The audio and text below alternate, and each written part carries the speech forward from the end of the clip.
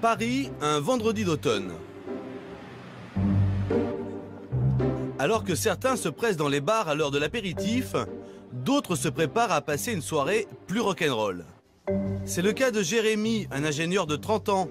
Il reçoit ce soir ses potes dans son studio. Salut, ça va? Ouais, toi? Un petit peu poudre. Mais en plus de prendre un verre, ils vont tracer quelques lignes. On se sort la poudre. Pas des lignes de cocaïne, mais des lignes d'un autre produit. Ma petite poupoute, c'est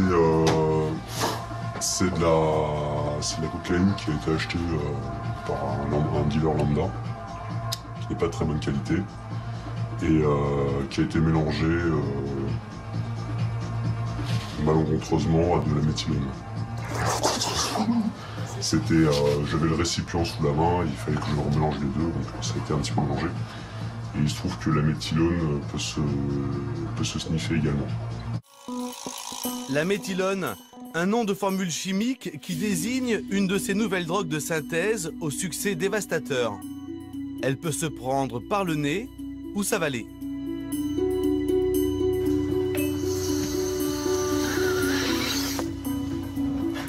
On est plus fatigué là. On est plus fatigué, effectivement. Ça va mieux là. On a été perché. Vous avez l'impression de mettre votre santé en danger ou pas? Non, pas dans les quantités où on en prend. Faut pas en prendre tous les jours, hein, ni toutes les 5 minutes, mais... Ces drogues sont vendues sous forme d'engrais, de solvants ou encore de sel de bain. Mais ce n'est qu'une astuce marketing des trafiquants pour que ces produits échappent aux règlements sanitaires. Il y a une inscription en anglais sur le paquet aussi. Not for human consumption. Non destiné à la consommation. On est des testeurs, des essayeurs. Faut bien essayer un peu. Il en reste un peu là. Donc le reste. Voilà. Oh, faut pas gâcher. Hein. La méthylone est une drogue de synthèse aux effets proches de l'ecstasy. Apparue en 2004, la méthylone a été interdite à peu près partout, mais se vend toujours illégalement sur Internet. Flashback, une semaine plus tôt chez Jérémy. Pour se procurer cette nouvelle drogue, il a trouvé un site sur Internet qui vend des produits industriels.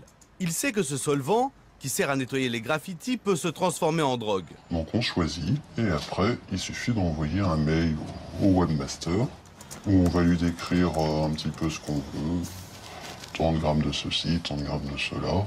Condition pour faire une bonne affaire, envoyer ses coordonnées bancaires par email. Avec de la cocaïne, on serait à 800 €, là on est à 175. C'est imbattable comme prix. Ça permet de se droguer à pas cher. Mais ça vous fait pas peur de commander tout ça? Pourquoi ça me ferait peur de commander ça? Ça ferait pas peur de commander 3-4 grammes de coke à un dealer qu'on ne connaît ni date ni d'Ève, qui va nous refourguer de la coke coupée au taille ou au verre pilé ou ce genre de choses. Pour moi, c'est plus sûr de commander là-dessus. C'est beaucoup plus économique et beaucoup plus sûr. Dans quelques jours, un postier apportera en principe sa drogue à Jérémy. Mais il y a une grande chance qu'il ne reçoive jamais sa commande. À l'aéroport de Roissy, les douaniers traquent les entrées de stupéfiants par les airs. Le trafic de drogue est le 3e commerce mondial, derrière le pétrole et l'alimentation, et juste devant les armes.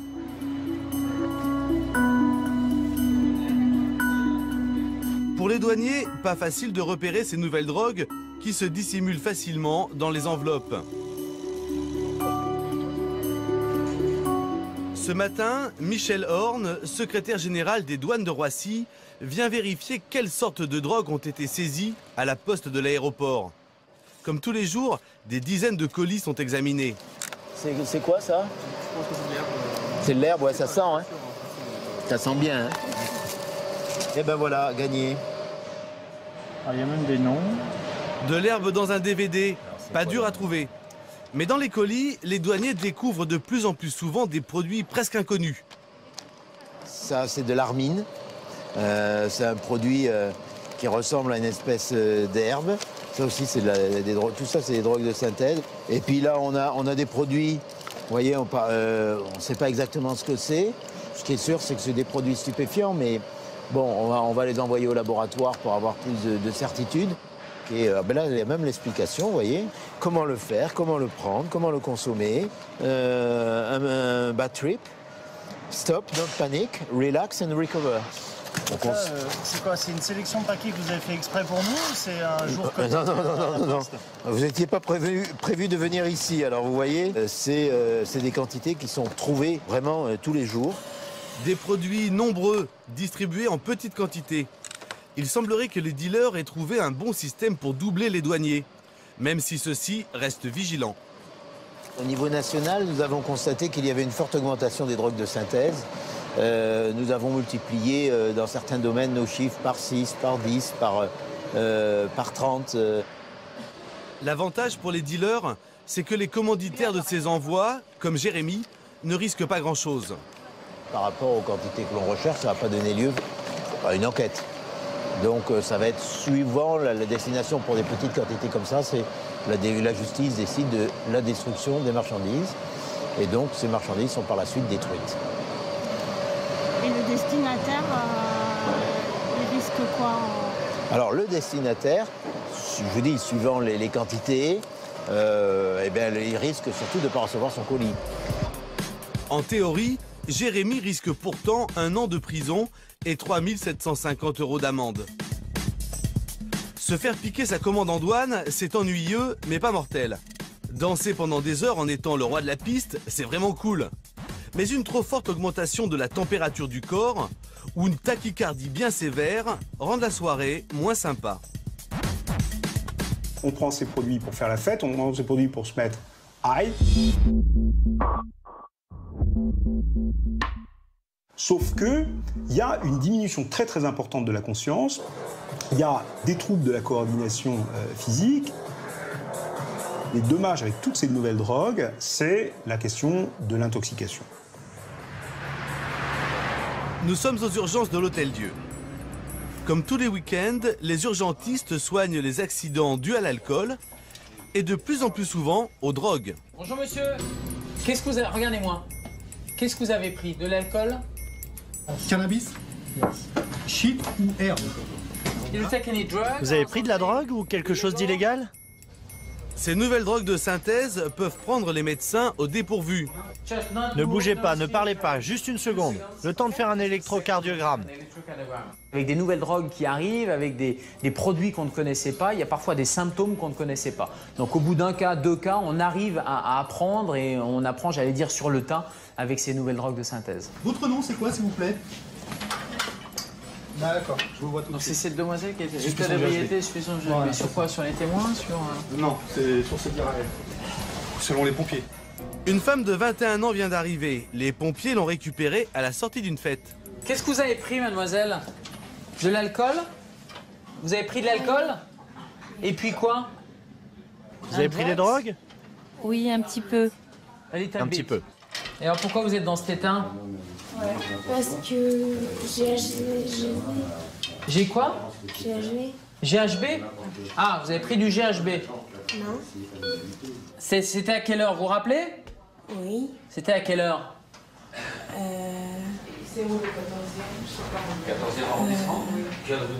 Ouais, là, l'interrogatoire est typiquement pas fiable. C'est-à-dire qu'on est sur quelqu'un qui dit oui, qui dit non, qui répond pas aux questions. Donc on va accrocher simplement des éléments d'interrogatoire. Et un des éléments d'interrogatoire fiable, c'est ce mot GHB qui vient pas de nulle part. Elle l'a pas inventé. Donc... Allez, aidez-moi là. Un peu. Cette jolie fille a pris volontairement du GHB, mais sans savoir la dose qu'elle peut supporter. En petite quantité, le GHB est un euphorisant. Mais à haute dose, il crée des trous de mémoire. La drogue du violeur, comme on l'appelle, était rajoutée en cachette dans des verres d'alcool dans les années 90, d'où sa très mauvaise réputation. Quels sont les risques avec du GHB? Les risques avec du GHB, les risques, c'est la perte de connaissance, le fait qu'elle ne soit pas consciente de ce qui se passe autour d'elle et qu'elle puisse... Généralement, les personnes qui prennent du GHB, c'est ce qu'on appelle la drogue du viol. Donc les risques, c'est associé à tout ça. C'est surtout le fait de perdre conscience, de ne pas avoir connaissance de son état et de faire n'importe quoi. Allez, essayez de vous réveiller un peu là. Ouais, vous êtes fatigué? Le GHB et le GBL sont de la même famille. Ce sont des molécules très proches. Le GBL est un nettoyant pour jantes aluminium. Récemment interdit en France, on a pu en acheter légalement pendant plusieurs années.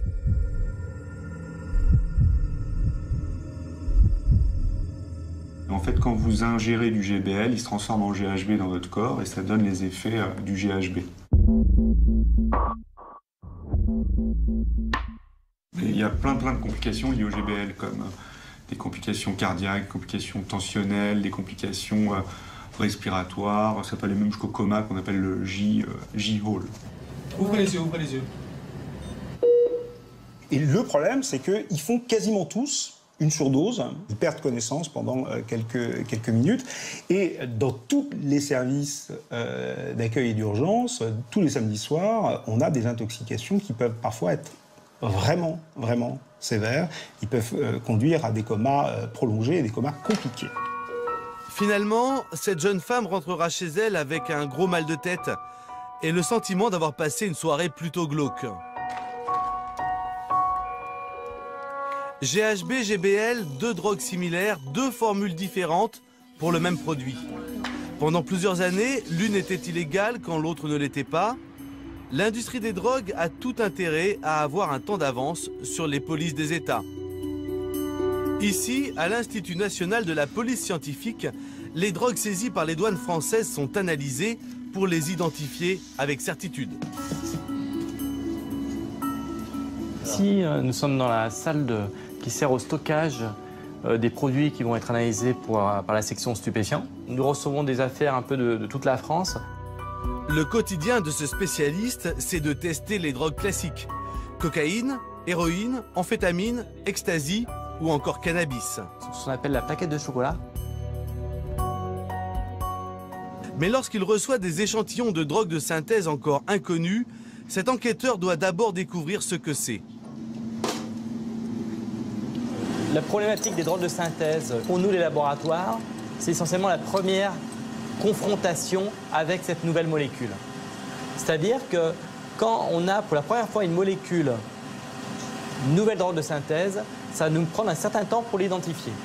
Ça peut être une journée ou ça peut être plusieurs semaines si vraiment on n'a aucune idée sur la substance qui est présente. Ce temps d'identification joue en faveur des trafiquants de drogue. Tant que la substance n'est pas analysée, elle n'est pas identifiée et donc pas interdite. Parmi ces drogues qui font fureur, de très nombreux dérivés de la catinone. Nous avons aujourd'hui, depuis un an ou deux, de nouvelles drogues de synthèse qu'on appelle les catinones substituées, qui sont en fait des molécules proches de la catinone qui est présente dans le cat. Le cat, c'est un produit végétal qui est consommé essentiellement sur la péninsule arabique et sur l'Afrique de l'Est, donc le Yémen, la Somalie, le Soudan, qui sont des pays qui consomment ce produit de façon quotidienne pour certaines personnes, alors qu'en France, c'est un produit classé stupéfiant, donc qui est interdit. Donc les chimistes ont modifié cette molécule, donc qui est une molécule naturelle au départ, de manière à produire de nouvelles classes de drogues avec de nouveaux effets, comme la méphédrone. À partir de ce socle commun qu'est la catinone, les trafiquants ont donné naissance à de nombreuses petites sœurs de synthèse. Avec une composition chimique proche, mais un peu différente, ces drogues ont changé de nom, d'effet et surtout de classification légale. Les dangers pour toutes les catinones synthétiques, c'est à peu près les mêmes. C'est des troubles cardiaques, des troubles respiratoires, des troubles digestifs, des maux de tête, des comas. Ça, c'est sur le plan de la santé physique. Et sur le plan psychiatrique, il y a des risques de dépression, de tentatives de suicide et d'épisodes délirants et de bad trip. Au sein de cette famille de dérivés de la catinone, la plus tristement célèbre de toutes est la méphédrone. La méphédrone, il y a eu l'année dernière un engouement absolument majeur en France et dans le milieu parisien. On en trouve sur Internet dès 2007. À l'époque, la méphédrone est vendue comme engrais. C'est un peu le post-ecstasy, et il a aussi des effets psychostimulants qui se rapprochent de celui de la cocaïne. C'est de l'euphorie, c'est du bien-être, c'est un sentiment de toute puissance, et puis un contact social facile. En gros, c'est j'aime tout le monde et tout le monde m'aime, et c'est très bien, et je plane. Et dans une deuxième phase, qui est une phase de descente, on trouve des situations qui sont quand même très angoissantes. Le fait d'avoir très mal à la tête et d'avoir une impression très curieuse d'avoir des décharges électriques dans le cerveau, hein, ce qu'on appelle le brain zapping. Le cerveau tombe à un moment, il y a une espèce de coupure comme ça, une coupure de la conscience qui dure quelques minutes. Et c'est, en règle générale, très angoissant et ça peut durer plusieurs jours, hein, jusqu'à un véritable syndrome dépressif au bout de 3-4 jours quand on vit des choses aussi difficiles. Mais pour les clubbers anglais, qu'importent les conséquences. Le sentiment de bonheur généré par la méphédrone est tellement fort que son succès est foudroyant. En 2009, elle devient la 4e drogue consommée en Angleterre, juste derrière le cannabis, la cocaïne et l'ecstasy. Pourtant, début 2010, le gouvernement anglais l'interdit. On lui impute des cas d'overdose ayant entraîné la mort de plusieurs jeunes. L'Angleterre a pris un certain nombre de mesures interdisant cette substance. L'Europe a échangé les informations.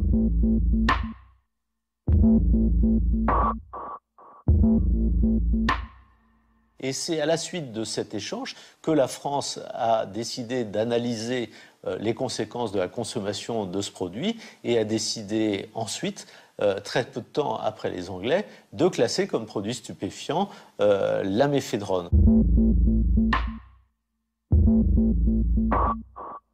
Ce qui s'est passé, c'est qu'avec l'interdiction de la méphédrone, ça a fait du bruit en Grande-Bretagne, mais la méphédrone a été interdite et hop, il y a une nouvelle drogue de synthèse qui est apparue, qui était la MDAI. Donc comme ça, il y a une espèce de marketing sauvage sur Internet par ces labos clandestins. Facile, les trafiquants n'ont qu'à changer une seule des lignes de la formule chimique pour créer une toute nouvelle drogue. Londres, la ville d'Europe où l'on consomme le plus de drogue pour faire la fête. Et même si la méphédrone a été interdite en 2010, on en trouve encore à tous les coins de rue. Dans le quartier de Camden, il suffit de rentrer dans le premier magasin venu pour trouver toutes sortes de drogues, dont de la méphédrone. Je veux des party pills pour faire la fête. Ah oui, j'en ai des très bonnes. De la pipérazine, ce sont des pilules? Ouais, c'est très très bien. C'est quoi les effets? Est-ce que je vais rire? J'ai besoin de rire. Ah ouais, c'est très fort, tu vas bien t'amuser. Ok. C'est combien? 20 livres. 20 livres? Est-ce que c'est dangereux? Non. Et vous avez de la méphédrone? Ouais, j'en ai aussi. Combien ça coûte ça? Celui-ci, c'est 30 livres et je te le fais à 20. 20 livres? Ok. Pour moins de 30 €, on peut donc acheter 1 gramme de méphédrone et quelques pilules au centre de Londres. Et vous êtes sûr, hein? J'aurai pas de problème? Non, il n'y a pas de problème. Vous n'aurez pas de mauvais délire. À quelques rues de là, un quartier résidentiel et huppé de Londres. Cet après-midi, comme toutes les semaines depuis 6 mois, Vicky et Marion se retrouvent.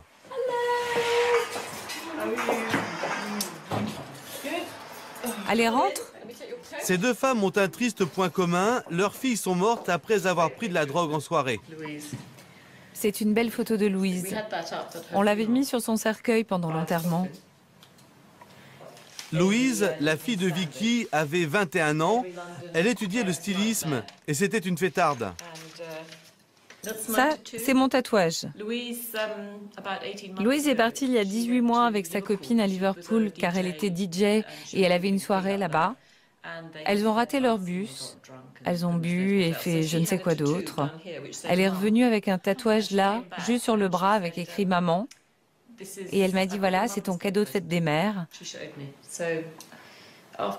Donc après sa mort, j'ai fait le même.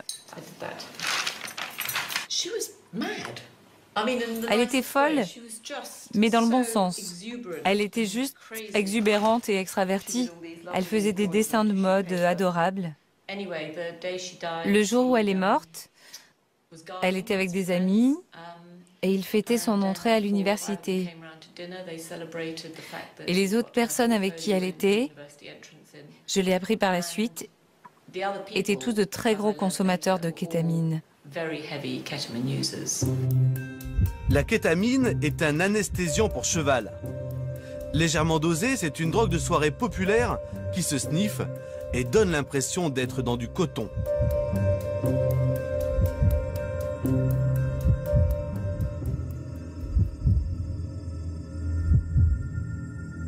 Ça peut être un effet hallucinogène, ça peut être un effet relaxant, ça peut être un effet contre l'angoisse. Et il y a aussi dans certains cas ce qu'on appelle la dépersonnalisation, la déréalisation, c'est-à-dire qu'on a l'impression que son corps sort de son corps et que le monde qui entoure est pas très réel. Et certains sont même allés jusqu'à l'expérience de mort clinique, vous savez, cette lumière au bout du tunnel. Donc on voit un peu tout dans la clinique de la kétamine. La kétamine est un anesthésiant puissant, donc vous avez une montée, c'est d'ailleurs pour cela que les gens en prennent, mais normalement vous l'éliminez en dormant. Les autres, ils sont tous allés se coucher ou dormir, ou je ne sais pas ce qu'ils ont fait. Elle était certainement à un niveau différent d'intoxication. Et comme elle ne pouvait pas dormir, elle a décidé de prendre un bain pour redescendre. Et sa copine l'a découverte 1h30 plus tard. Elle a dû perdre connaissance immédiatement et se noyer dans son bain. Quant à Esther, la fille de Marion, c'était la parfaite étudiante en médecine. Mais elle a mélangé du GBL à de l'alcool, ce qu'il ne faut jamais faire. Mon sentiment, c'est que si c'est arrivé à Esther, ça peut arriver à n'importe qui. Absolument n'importe qui. C'était la dernière personne à qui ça pouvait arriver. C'était une des meilleures élèves, c'était une pom-pom girl, une athlète. Elle n'était pas informée. Les gens croient que leurs enfants ne prennent pas de drogue parce que seules les mauvaises personnes en prennent. Mais nous savons que 83% des jeunes qui sortent en discothèque en Angleterre prennent de la drogue sous une forme ou une autre. Donc on les regarde dans les yeux et on leur dit « Écoutez, ça pourrait être votre enfant. Il faut vraiment leur dire que même si c'est pour s'amuser, ils pourraient faire partie de ces gamins qui n'ont vraiment pas de chance. » Pour surmonter leur douleur, Vicky et Marion ont décidé de se battre. Elles ont créé la fondation Angélus pour faire de la prévention auprès des familles. La meilleure manière de traiter ce problème, c'était de lancer une campagne pour que les gens en prennent conscience et les informer. Les parents n'ont aucune idée de ce que sont les drogues légales. La plupart des jeunes les découvrent quand ils sont plus vieux et comprennent ce que c'est. Mais cette brochure est là pour rappeler le cas de ces 4 enfants décédés. Le gouvernement britannique est conscient du problème. Nous avons fait du lobbying et jusqu'à très récemment, nous avons travaillé en étroite collaboration avec le ministère en charge de la prévention de la délinquance. Mais je pense que personne ne sait réellement quoi faire, parce que c'est un problème complexe. Il n'y a pas uniquement la drogue, il y a aussi des concours de beuverie. Et si derrière le problème de ces nouvelles drogues de synthèse se cachait en fait une question plus vaste et plus profonde sur les nouveaux modes de vie de la jeunesse, un peu partout dans le monde. Qu'est-ce qui intéresse les adolescents quand ils boivent? C'est plus l'euphorie, c'est le binge drinking, c'est l'ivresse instantanée, c'est l'ivresse forte.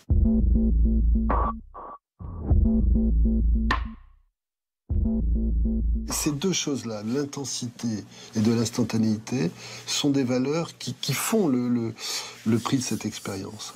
Et notre société, culturellement, valorise ça. On a, et c'est pas un reproche, toute notre modernité, toute la technologie fait qu'on peut avoir de plus en plus vite ce dont on a envie.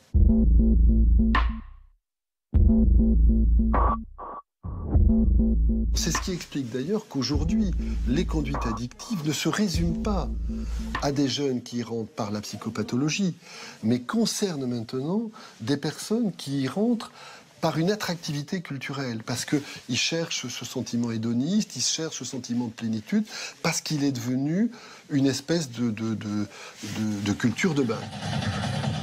Et parmi les lieux où cette culture de base s'exprime, les technivals. Lors de ces immenses rassemblements festifs, les DJ déversent une techno hardcore depuis des murs de son durant plusieurs jours. Un véritable marathon de la trance.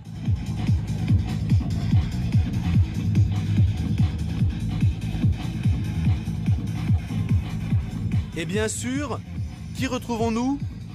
Jérémy. Il est venu avec toute sa bande pour faire la fête et surtout pour tester de nouveaux produits. sent plus trop ses jambes. T'en as encore un peu sur le nez, là, je vois. Et ce matin, après plusieurs jours de fête, c'est du grand n'importe quoi. Alors, il y a le kétamine, un peu de speed, pas trop, pas mal de coke et pas mal de LSD. Voilà. Vous venez me toper avec ma petite femme qui est plutôt patraque, avec la MD justement. Qu'est-ce que vous prenez, vous? Toutes les drogues qui... Ouais, toutes les drogues. C'est quoi, Moi, perso, je kiffe bien le trip, la coke, et LSD, les cartons. Les acides. Vous en prenez depuis combien de temps? Hein? Vous en prenez depuis combien de temps? Depuis longtemps, depuis 35 ans. Le Technival n'existait pas. 35 ans. Si certains continuent à s'éclater, d'autres accusent en revanche une grosse fatigue.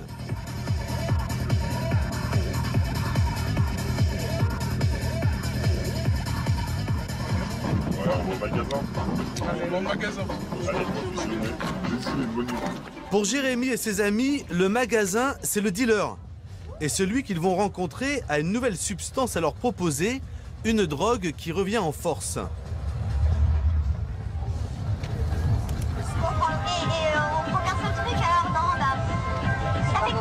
DCB? Ouais. Ah, bah, c'est de la mescaline synthétique. C'est quoi? Vous avez goûté de la mescaline? Non. Non? La mescaline, c'est violent. La mescaline est une drogue hallucinogène mythique, tirée du peyote, un cactus d'Amérique du Sud. Le dérivé synthétique de la mescaline, la 2CB, est une drogue qui remonte aux années 70. La 2CB fait actuellement un retour remarqué. Malgré l'attrait de la nouveauté, Jérémy et sa bande restent méfiants face à ce produit réputé puissant. Le dealer sort alors un argument commercial imparable. En avant, c'est une multiplication de drogue aussi. Ça veut dire, si tu prends de la clé, c'est français. Ah ouais. Je te laisse voir, tu vois ce que je veux dire? Non, on prend que la DCB, on prend de la MD alors. Ouais, on prend tout comme ça, et on va pareil. C'est bien pour en dire. Les deux produits, tu vas péter un câble. Ah ouais, ok. C'est écrit dessus. 80 € pour un gramme de MDMA et de 2CB. Pas sûr que ce soit une bonne affaire. Pendant leur séjour, Jérémy et ses amis auront pris 8 sortes de drogues différentes. C'est cette consommation multiple qui inquiète. On a affaire à un usager du monde hyper moderne qui prend différentes substances à différents moments en fonction de différentes humeurs ou contextes de vie. Ce sont des dépendants à la cocaïne, des abuseurs de GBL, et ils vont expérimenter la méphédrone en fumant du tabac et les joints. Donc on est dans des combinaisons de polyconsommation et pour certains même de polydépendance. On est vraiment dans l'ère, dans la mode de la polyconsommation. Un produit pour accentuer les effets d'un autre produit, pour diminuer les effets de descente d'encore un autre produit, etc., etc. C'est une vraie chimie. Les apprentis chimistes.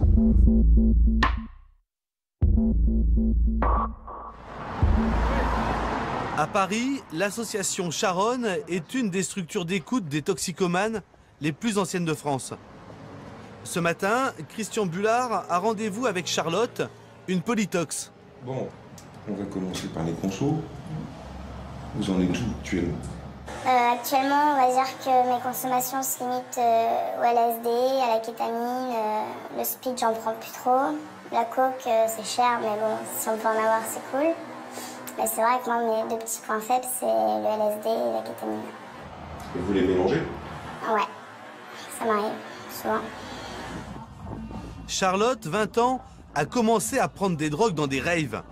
C'était il y a 4 ans. Elle n'a jamais décroché, notamment du LSD, un hallucinogène.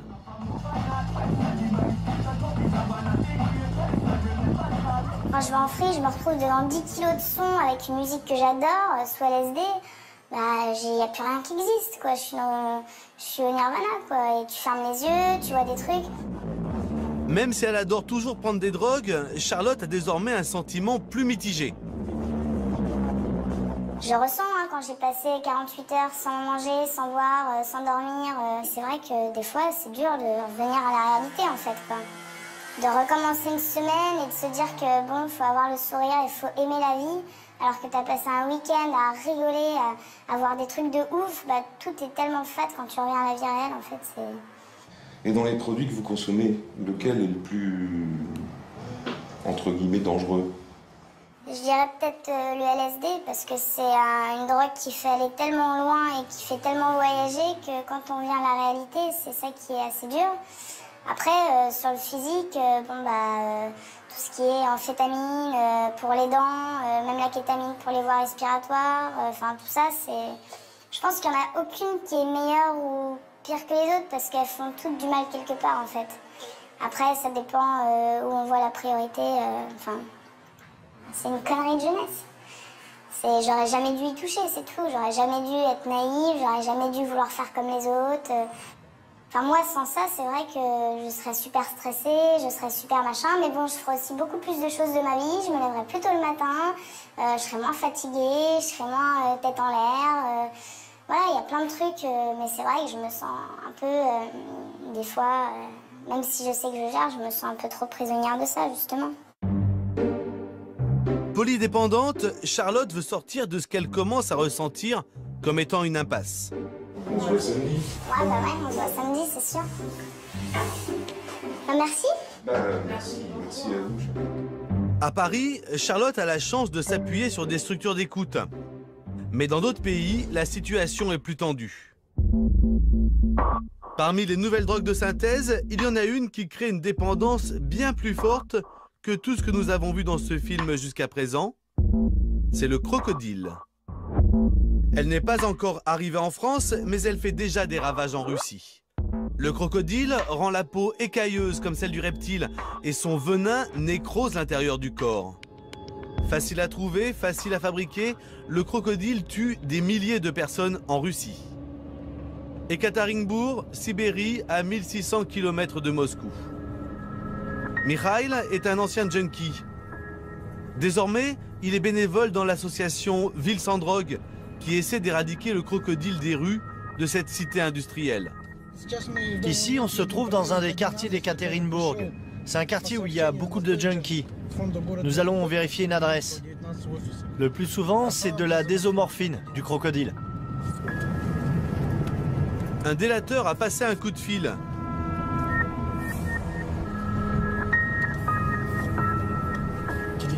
Je pense que c'est par là. Mais nous sommes au 37 et on cherche le 41. Quelque part dans ces barres d'immeubles, l'informateur a senti l'odeur écœurante de la préparation du crocodile. Pour prouver la gravité du problème aux autorités, Mikhail filme tout ce qu'il voit. Dites-moi ce que vous avez remarqué. Vous avez senti des odeurs? Oui, je suis gênée par l'odeur, ça sent l'acétone et l'iode. Il y a aussi des allées et venues de groupes de junkies. En plus, ils jettent les seringues et toutes leurs saloperies dans les parties communes, juste là où nous lavons la vaisselle. Il y a des seringues qui traînent partout avec du sang. Appelé par Mikhail, la police arrive 15 minutes plus tard. C'est cette porte-là? Pour pouvoir entrer, une complice va tendre un piège grossier. Bonjour, c'est le service municipal. J'ai besoin d'une signature pour une quittance. Qui est là? Ouvrez, s'il vous plaît.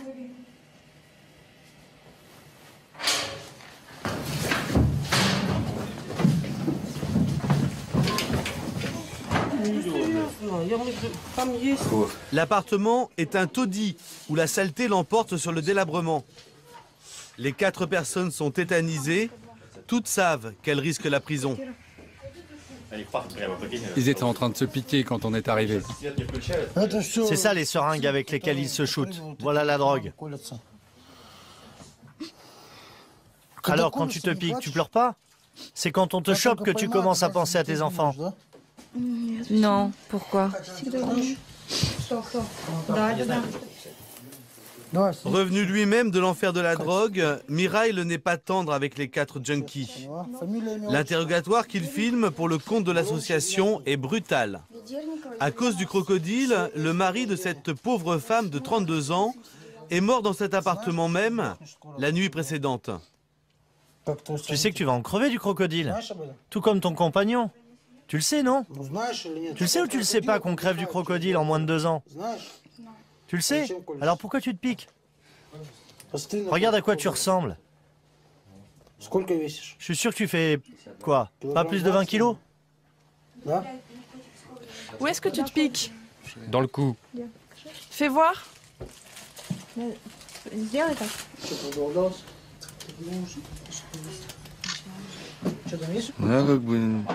Moi, c'est comme ça de temps en temps. Je sais pas pourquoi je prends du crocodile. Ça fait pas un effet très longtemps.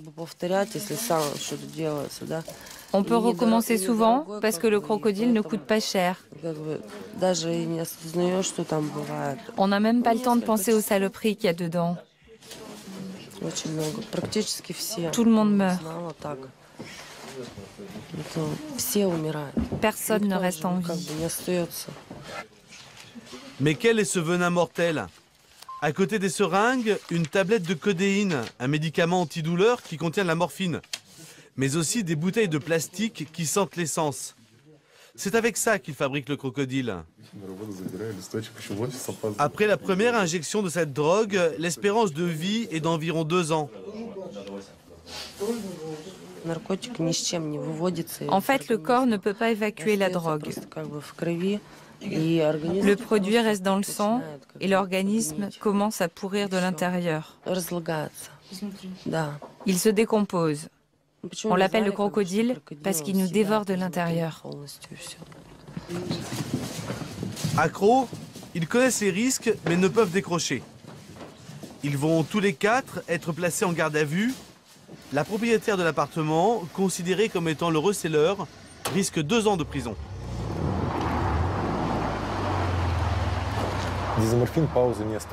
La désomorphine ne laisse pas de répit.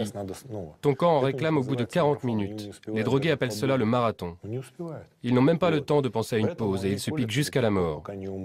On ne peut pas en décrocher.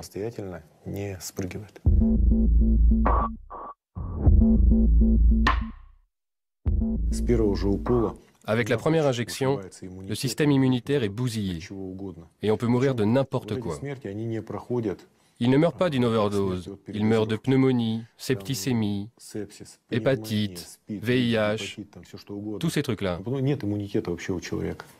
Ce problème fait vraiment peur.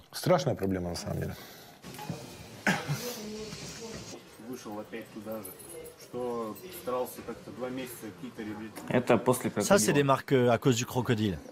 Ça fait 2 mois que ça ne guérit pas. C'était encore plus gros avant.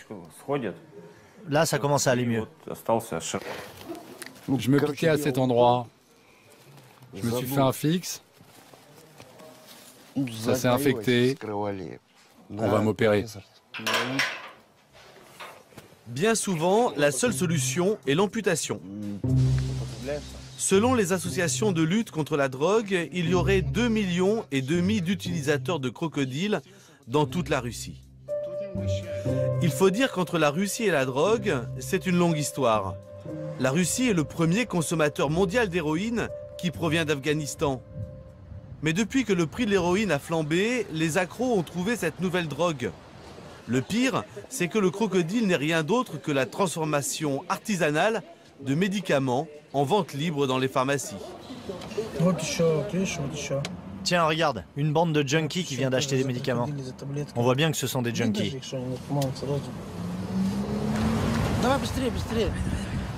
Ce qui révolte Mirail, c'est que certains pharmaciens sans scrupules n'hésitent pas à vendre le kit complet de fabrication du crocodile en toute connaissance de cause. Pourquoi vous enfreignez les directives du ministère de la Santé relatives à la vente de codéine? Vous pouvez me le dire?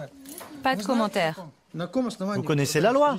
Alors pourquoi vous venez de vendre 3 boîtes à ce monsieur? Je ne vais pas surveiller tout le monde. Vous savez pourquoi ils achètent ces médicaments? Non. Mais si, vous le savez parfaitement. Reprenez vos médicaments, les seringues et l'iode. Ils savent que les jeunes se tuent avec ça. Ils le font exprès de le vendre. Ce sont des assassins.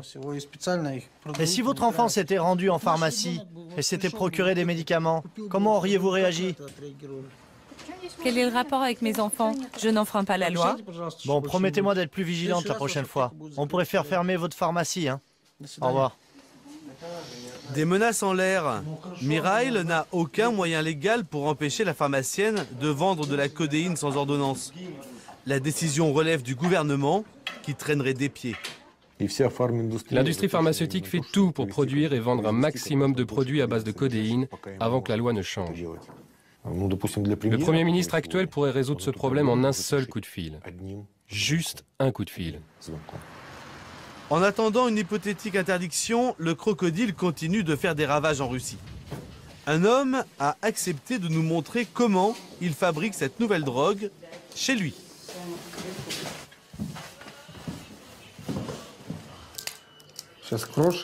On va commencer par effriter ça, puis il nous faut séparer tous les composants du médicament, la codéine et le paracétamol.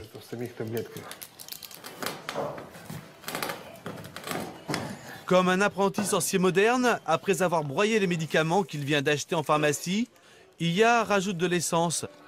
Vous avez bien entendu, de l'essence. On va aller chauffer ça dans la cuisine. Et on attend un peu, le benzène chauffe assez vite. Quand le benzène sera bien chaud, on secouera pendant 7 minutes. Tu connais les dangers du croco? Oui, je sais ce que ça fait. Les gens commencent à pourrir de l'intérieur. Ça attaque le foie, les reins. Ça cause des problèmes de pression artérielle. Puis je crois qu'à la fin, ça attaque le cœur.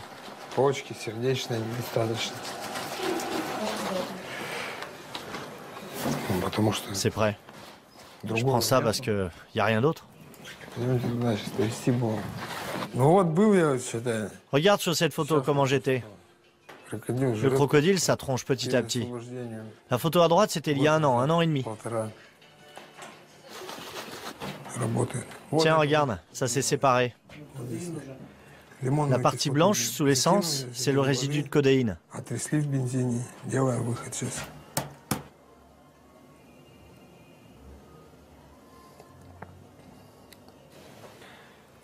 Tu vois là, c'est de la codéine pure. Tous les surplus ont été enlevés. Une fois chauffé, cela a la forme d'une croûte.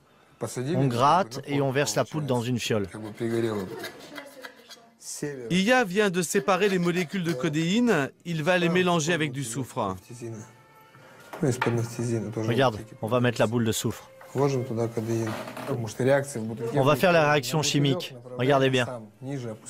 Une odeur répugnante se répand dans tout l'appartement.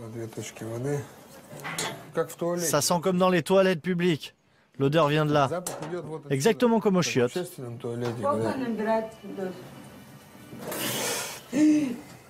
Fais chier, je suis dégoûté, ça a débordé.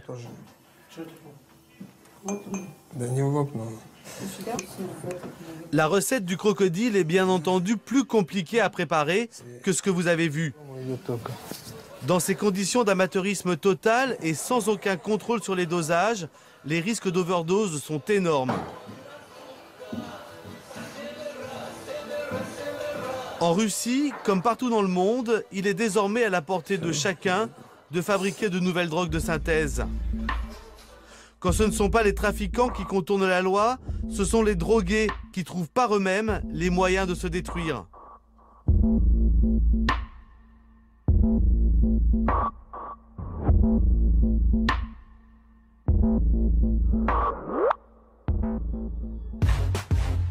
De l'autre côté de la Terre, en Nouvelle-Zélande, une solution différente semble se profiler. Là-bas, un adulte sur 2 avoue consommer de la drogue. Mais attention, pas de crocodile, ni de méphédrone, encore moins de GBL ou de cocaïne. Mais ce qu'ils appellent des legal highs, c'est-à-dire des pilules complètement légales. Et ces pilules sont en vente dans des magasins ouverts à tous.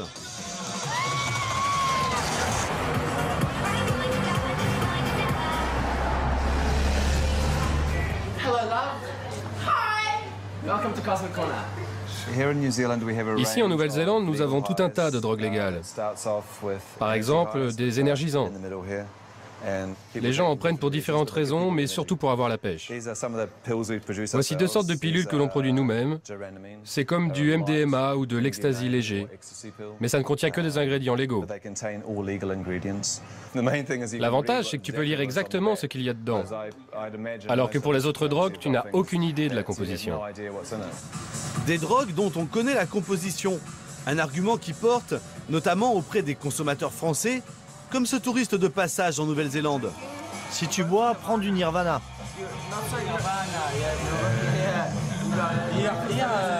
En France, si tu prends des pilules, c'est la tôle. Et si tu étais président, tu légaliserais? Mais bien sûr. Chacun a le droit de faire ce qu'il veut, bordel.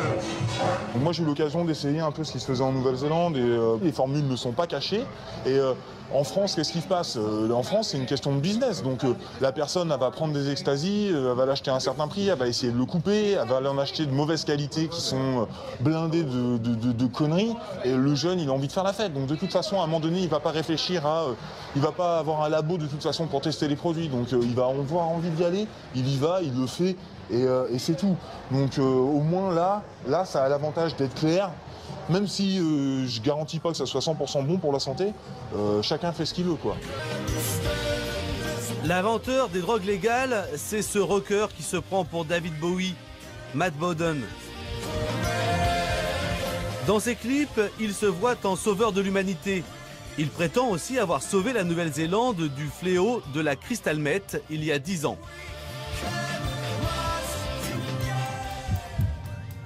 La crystal meth, une amphétamine qui remonte aux années 60, qui a disparu et qui a réapparu. Ses effets sont dévastateurs, comme vous pouvez le voir sur ces images avant, après.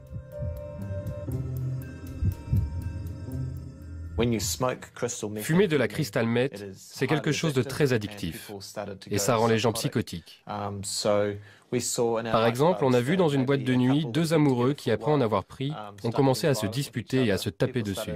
De plus en plus de gens sont devenus accros à cette drogue. Ils perdaient leurs emplois et comme le prix de la crystal meth augmentait sans cesse, ils perdaient aussi leur maison et tout ce qu'ils possédaient.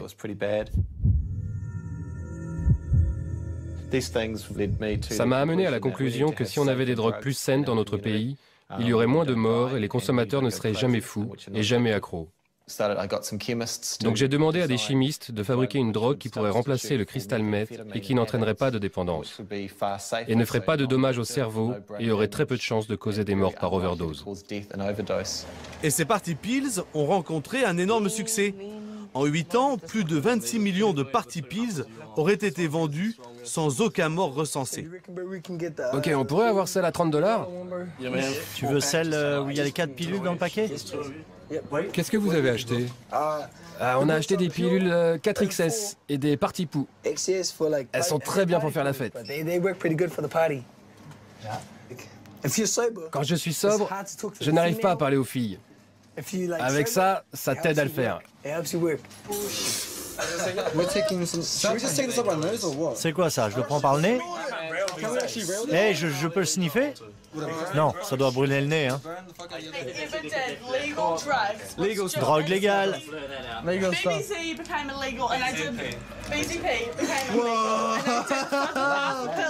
Qui va être à fond ce soir?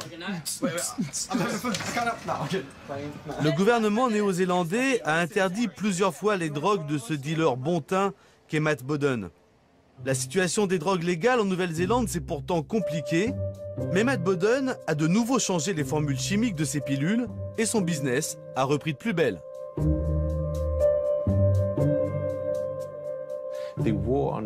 La guerre contre la drogue ne peut pas durer.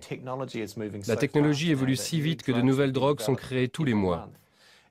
Et si on n'autorise pas la vente de produits plus sûrs sur le marché, toutes les drogues, y compris les plus dures, s'achèteront au marché noir et les consommateurs n'auront accès qu'à celles-ci.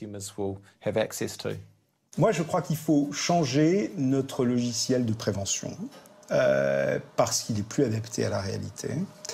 parce qu'on voit bien avec ces nouvelles drogues comment il y a une accessibilité majeure des produits qui passent complètement sous le contrôle de qui que ce soit. La difficulté qu'on a en France, c'est de sortir d'une vision un peu idéologique et d'accepter de regarder la totalité du champ des problèmes posés par les addictions. Moi je vais avoir un discours qui, pour un médecin, tant pis, va être très économique. C'est hallucinant de voir l'argent qu'on perd à ne pas faire un contrôle d'État de la vente du cannabis, de la cocaïne et de l'héroïne.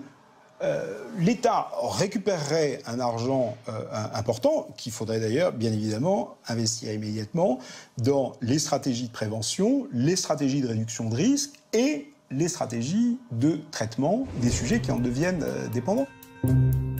Même si pour certains, la fête est plus drôle avec des drogues, leurs effets néfastes ne se limitent pas aux problèmes physiques, aux bad trips ou aux redescentes douloureuses.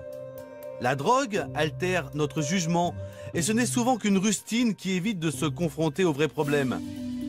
Face à cette industrie puissante, imaginative et en plein essor, les politiques publiques devraient faire le constat de leur échec.